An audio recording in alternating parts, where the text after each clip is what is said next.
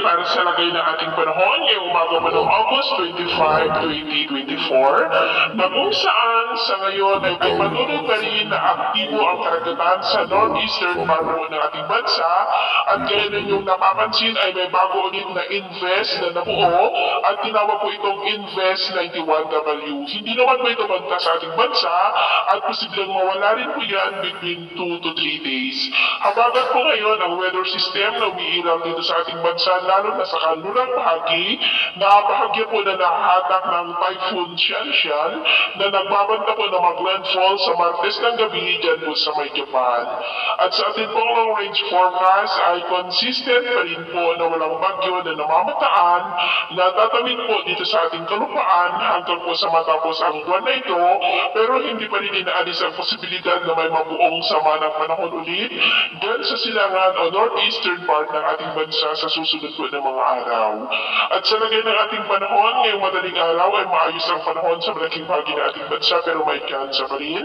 ng mga isolated rains sa ilang bahagi ng Metro Manila, Bulacan, Southern Quezon, Mindoro Provinces, Marinduque, Romblon, Legazpi, Sorsogon, Masbate, Northern Samar, Northern part ng Panay Island, Sipalay at Sulu Archipelago. At mamaya po ay sisikat ang araw sa malaking bahagi ng ating bansa, mainit at malinsangan pero may chance pa rin ng maulap na kalangitan with isolated rains dyan po sa may Bolinao, Pangasinan, Mamburao, Catanawan, Legazpi, Sorsogon, San Jose, Northern Palawan, Catarman, Hulosulu at Tawi-Tawi. At mamayang hapon,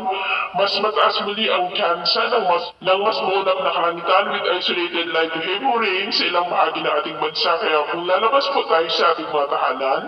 ay gawin lamang po natin lagi ang magdala ng kahit anong pananggalin sa init ng araw at proteksyon na rin po sa mga biglaang buhos ng ulan. At sa ating naman pong mga baybayin, wala naman po tayong nakataas na namang gale warning signals pero iba yung pag-ingat lamang po kung papalaot tayo para po mas makaiwas sa mga sakunang pangkaragatan.